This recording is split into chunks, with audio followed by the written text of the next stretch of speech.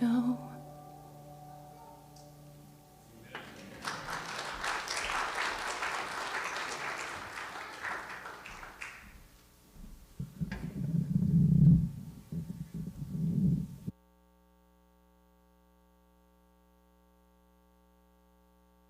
Happy Sabbath.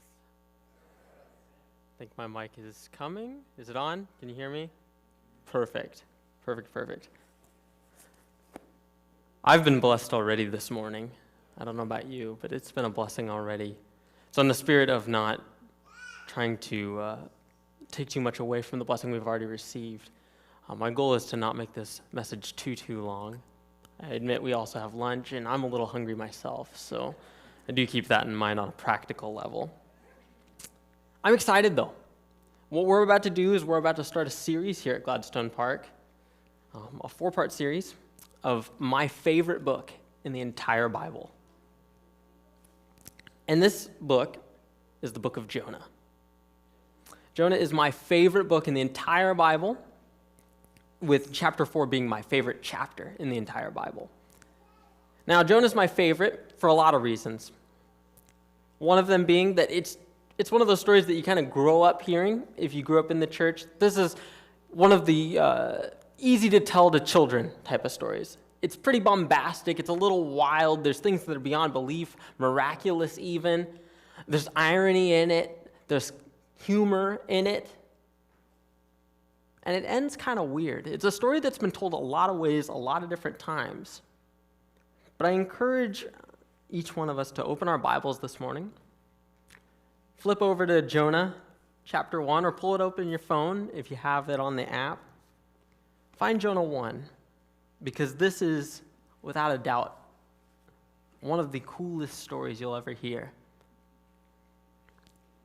Now let me say something to start. We're not really going to talk about the fish today. Most of us, when we think of Jonah, that's what we jump to, and for good reason. It really does dominate. It's a big part of the story. But we're not really going to talk about the fish. He's going to pop up right at the end. That's next week more. Because honestly, the fish really doesn't appear in this story. The fish shows up like twice in the entire book. And yet, for most of us, that's all we remember is Jonah in the belly of the fish. The story goes like this.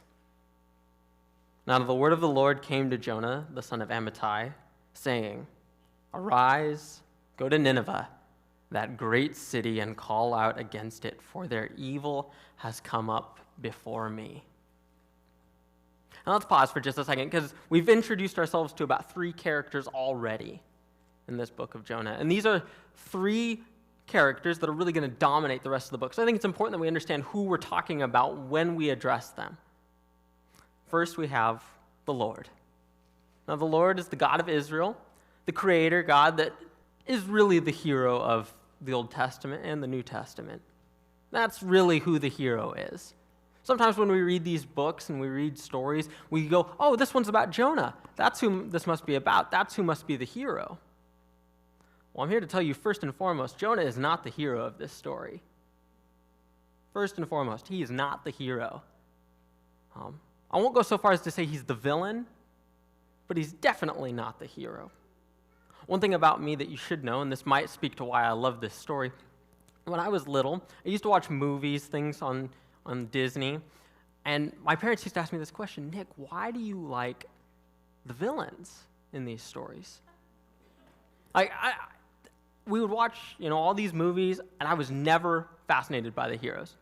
Didn't really like them. They were kind of, it's okay. But the villains were always so much more interesting to me. My parents noticed this. They're like, oh no, who are we raising? Is this his supervillain origin story? But no, for me, what was fascinating is that the villains, they weren't perfect.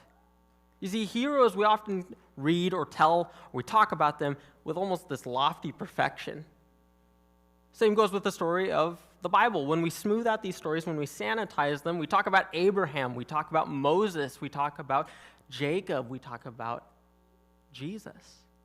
And with the exception of Jesus, all of these humans are broken, but we often sort of smooth them out, and we make them look great and grand, and we focus on the good things that they do. Jonah is very much not that. Jonah is not the hero of this story, and it's pretty clear that he's not the hero of this story, and I love that. Because I think it speaks to the human component, that more often than not, we're really not the heroes of our own stories. So we have the Lord, who's the hero. We have Jonah, which the Bible says is the son of Amittai. Now, most of us outside of the book of Jonah don't know who Jonah is. But for a brief bit of context, Jonah actually shows up one other place in the entire Bible. It's in 2 Kings, and it talks about him. There's like a little blurb about Jonah. And all we know about Jonah is that he's pro-Israel. He's a pro-Israel prophet. He speaks on behalf of the king. He supports the king, Jeroboam II. And during this time, Israel's kind of figuring out what it's doing. The kingdom has divided. And so there's this, who's kind of on the side of Israel, who's on the side of Judah. Are you pro-king? Are you anti-king? Well, Jonah, he's pro-king. He's pro-Israel. Let's expand the borders. Let's make Israel strong. Let's make Israel first. Perhaps you can imagine people in the modern era that are like this. Jonah is one of these people who speaks up, says, Israel number one, that's who I talk to. These are my favorite. These are God's chosen, and that's who I'm for. So it's humorous, ironic even, when we find Jonah, this Israel-only prophet, called to Nineveh, our third character. Nineveh, that great city, it says. Nineveh, for those maybe unfamiliar with this story, Nineveh is the capital city of a land far away from Israel.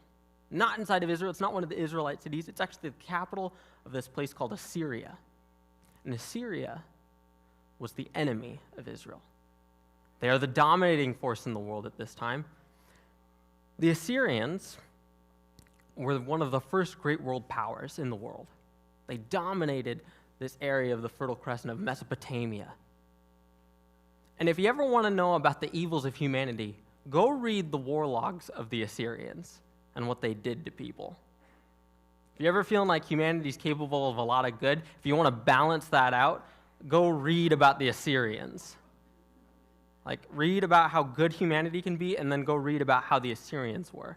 These guys are the worst. I can't underscore or exemplify that enough. To keep it family-friendly, I won't share everything that they did, but it is horrendous. Things that the Geneva Convention, when they met to talk about what is humane warfare or not, the Assyrians broke all of these. Every last thing, to the point that when they would roll up to towns after they did something to one town once, they would arrive at the next town, and that next town would surrender without a fight, because they were so scared of what the Assyrians might do. And these are the people, this is the audience that Jonah is called to say, hey, let me talk to you about God.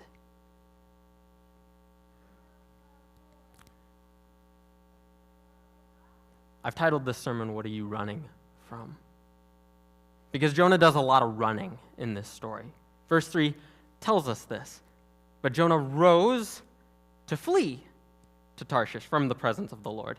He went down to Joppa, found a ship going to Tarshish. He paid the fare, went down into it to go with them to Tarshish, away from the presence of the Lord. Jonah does a lot of running, as I think many of us do at times. Maybe it's not this particular season of life. Maybe it is. But a lot of us run. We run. So I ask, what are you running from? The first thing that I think Jonah runs from is his enemies. He runs from the Ninevites. Why would I go there, God? Those aren't my people. They're not the people that I get along with. They're not the people that are easy to talk to. In fact, they're the people who are mean to me, God. I don't want to go talk to them. They're cruel. They're wicked. God, yourself, you said they're evil. Why would I go talk to them?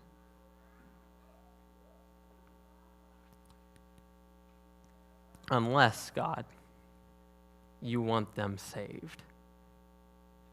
This is the unspoken part of the call for Jonah, and he highlights this later in the book. But in this chapter, this is the sort of catch-22. Why would God call Jonah to Nineveh unless there's a chance for Nineveh to be saved?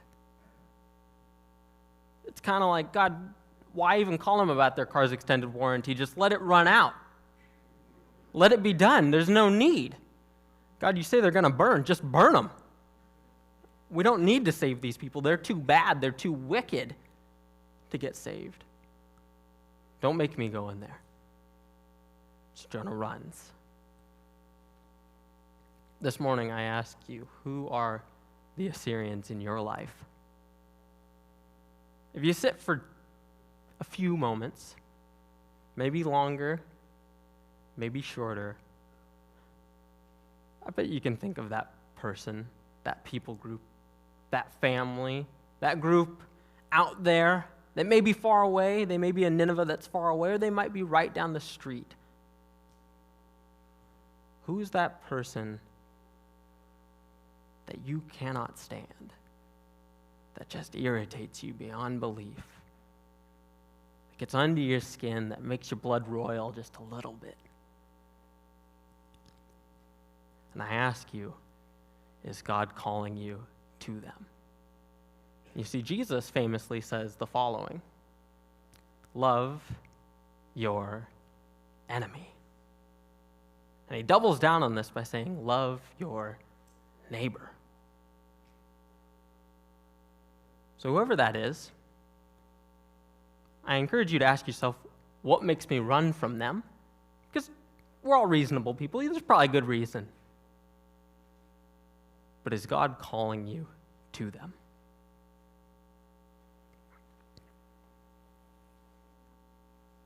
But I love Jonah because he gives the human response. He runs away. He goes down, he runs away from the presence of the Lord. The story goes in verse 4 that God responds to Jonah in his running away. But the Lord hurled a great wind upon the sea. There was a mighty tempest on the sea, so that the ship threatened to break up.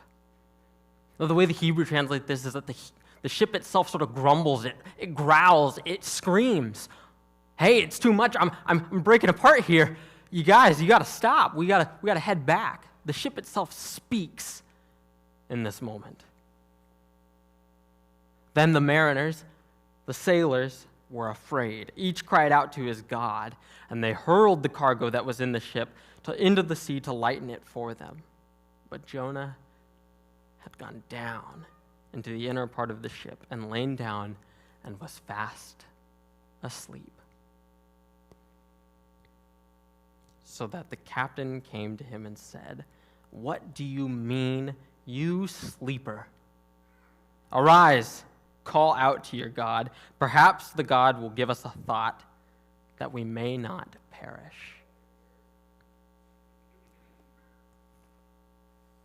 We see Jonah running from what I believe is the second thing. As if he's not running away from his enemies, he gets on a ship now. He runs away to the other end of the world. As far as he can be, Tarshish would have been on the other side of the Mediterranean Ocean. Nineveh is very much landlocked. So Jonah is choosing a mode of transportation that doesn't get him to Nineveh, going in the opposite direction, going as far away as he can possibly get, away in the known world from the spot God has called him. Jonah is running away, trying to not talk to pagan Gentiles about God. And where does he end up? Talking to pagan Gentiles about God. But before that, we got Jonah doing another one of my favorite activities, sleeping.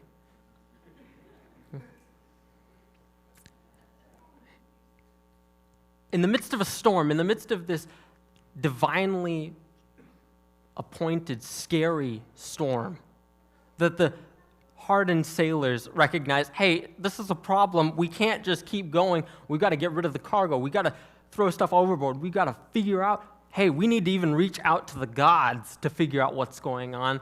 Jonah is hiding and sleeping.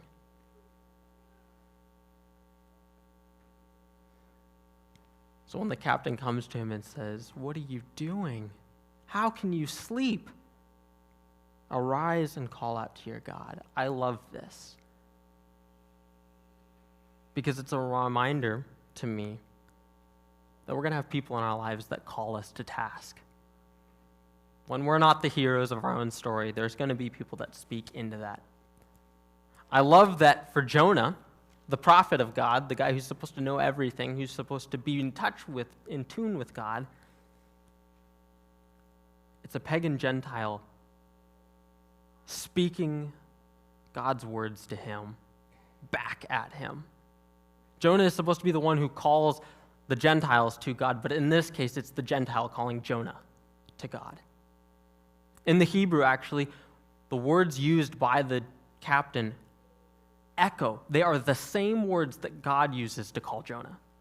Arise and call. Arise and call. Now, the captain has no idea. He doesn't know Jonah's God. He doesn't know Adonai. He doesn't know the God of Israel. He has no right theology. He doesn't have the best thoughts. He doesn't have the good doctrine. But in this moment, he knows he has the words of God in his mouth to speak to God's prophet.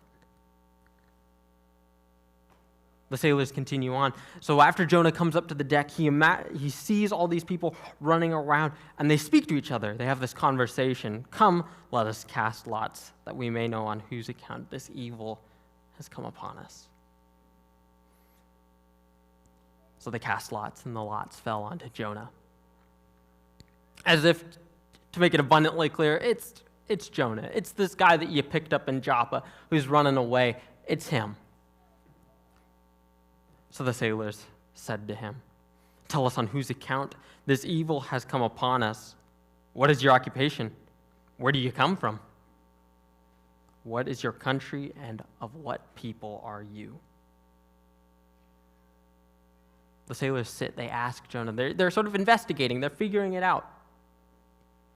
They recognize that this is a divine storm, but they don't immediately assume onto Jonah that it's his fault. Maybe it's somebody that Jonah ran into. Maybe it's somebody who cursed Jonah. The sailors are willing to be reasonable with Jonah. They're willing to pause, willing to take time to investigate what's going on, showing him respect and showing his God respect. And Jonah, for the first time in his own book, speaks. Verse 9. Right in the heart of this chapter, Jonah says, "I am a Hebrew, and I fear the Lord, the God of heaven, who made the sea and the dry land." I love that Jonah's first words in his own book are a brief description of who he is.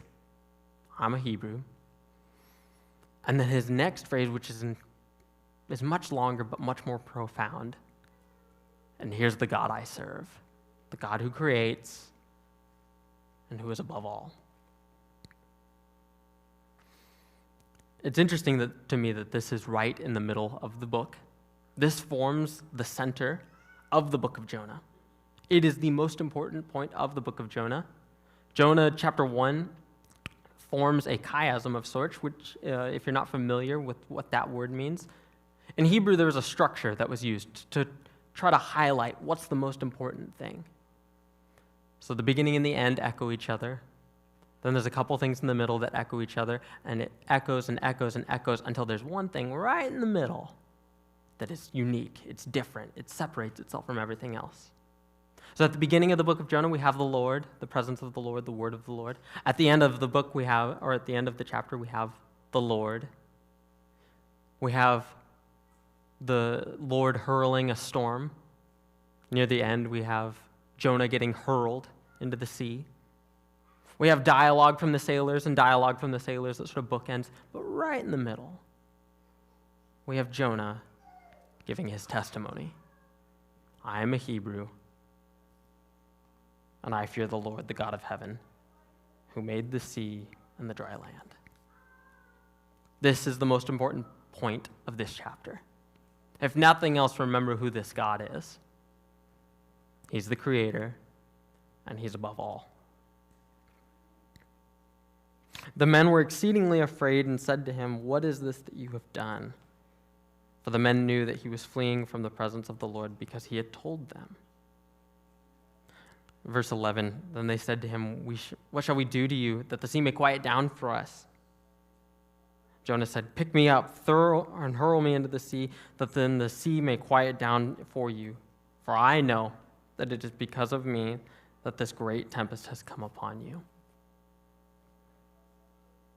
My second question, what are you running from? Which enemies are you running from? And my second question is, what responsibility are you running from?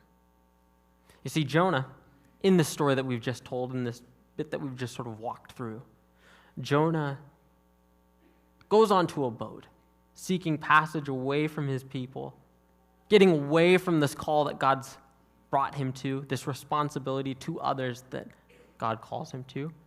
And God reinserts Jonah, ironically, in front of that same group of people that he's running from. The same Gentiles, the same pagans he's running away from. Guess who he's back in front of? And guess what he gets to say to them? Here's the God I serve.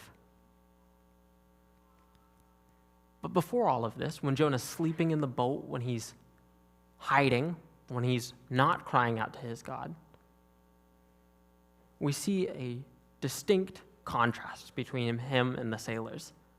The sailors are worried about their community, their group that they're all in. They throw things off the side of the boat. They cry out to their gods, seeking for help, realizing that they can't save themselves.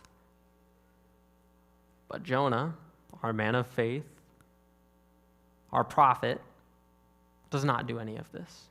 He shows no concern, shows little care for the people around him, only cares about himself. The sleep that he can receive, the fact that he can get away.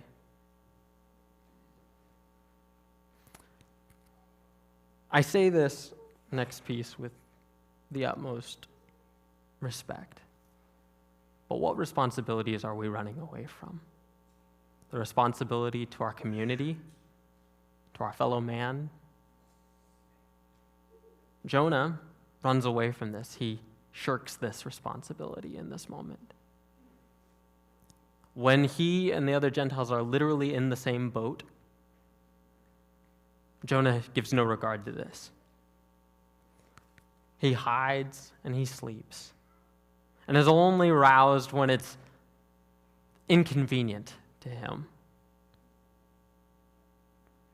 And when he finally gives his spiel and tells them the solution that he's come up with, that, guys, sacrifice me. That's the best we can do. Maybe this is Jonah's easy way out. I'm done. I'm not going to be a part of this. I can get rid of the responsibility. I don't have to go to Nineveh.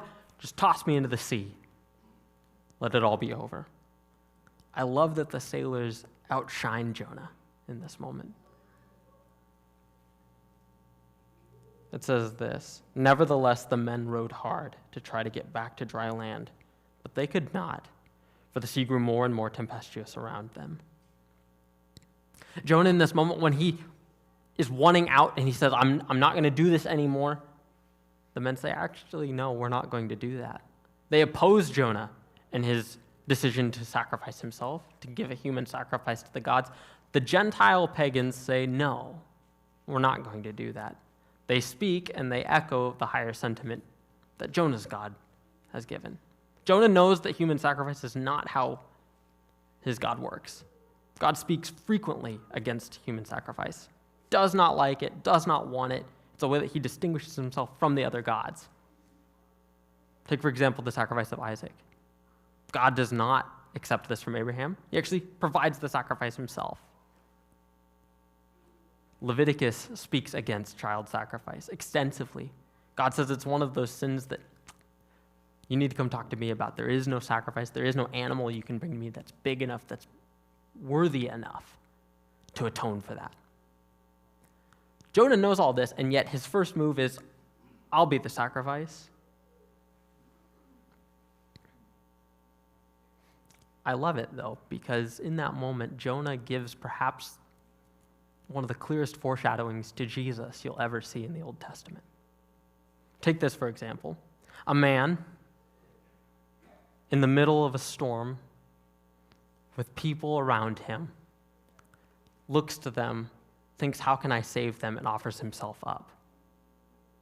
Remember, Jonah's not the hero here, and yet in this moment somehow shows us a picture of God that is beautiful. Jonah at his worst shows us the best of God. But the men can't row themselves out of the storm. So they call out to Jonah's God, and they say, "O Lord," using the personal name of God, "let us not perish for this man's life, and lay not on us innocent blood. For you, O Lord, have done as it pleased you." So they pick Jonah up, they hurl him into the sea, and the sea ceased its raging. Then the men feared the Lord exceedingly, and now they make a sacrifice to the Lord, and they make vows. And then, for the third time in the first chapter of Jonah, God shows up. God's been talked about a lot, mind you, in this bit of dialogue between Jonah and the sailors. Jonah's talked a lot about God, but God shows up 3 times in the first chapter. First, right at the beginning, the word of the Lord comes to Jonah. Second time, he hurls a storm onto the sea. And now here, the Lord appointed a great fish to swallow up Jonah. And Jonah was in the belly of the fish for 3 days and 3 nights. My third question for you this morning: what God are you running from? Or what about God are you running from? Because at the end of the day, those enemies that you might be worried about, that responsibility that you may be putting off, at the end of the day, there's elements of this that all stem back to, what issue do you have with God that you're running away from? Or perhaps, what God are you turning to first, before this God of heaven that Jonah talks about?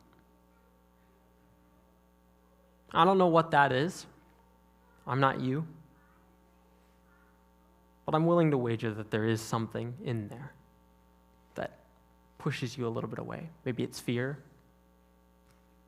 Maybe it's, he's scary. Maybe it's, I'm doing pretty well right now, God, I don't need you today. But when we run, I love the fact that Jonah goes down and down and down. He starts up where God is. And it says he goes down from the presence of the Lord, down to where the boats are, down into the ship. And then when he finally comes back up to the top of the ship, his next move is, let's go into the sea and continue to go down, down, down. And as he sinks, as he drowns, I love that God shows up for Jonah. Whatever it is you're running from, I promise you from Jonah chapter 1 that God shows up. I can't promise you what that'll look like. I can't promise it'll look like a big fish or a big healing or a restored relationship. But I can promise you that God will show up. Because that's the point of the story of Jonah. Whatever it is you're running from, God will be there, regardless. Please pray with me. Father God, thank you so much for being here with us right now on a Saturday, just after noon, loving us, showing us who you are, that you are the God of grace, you're the God of mercy, you're the God who cares about us here in this building, and you're the God who cares about those who aren't here. Because, God, we're all your people.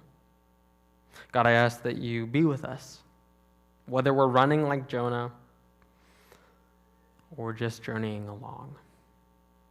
Thank you for guiding each one of us and giving us a day to rest. In your name I pray. Amen.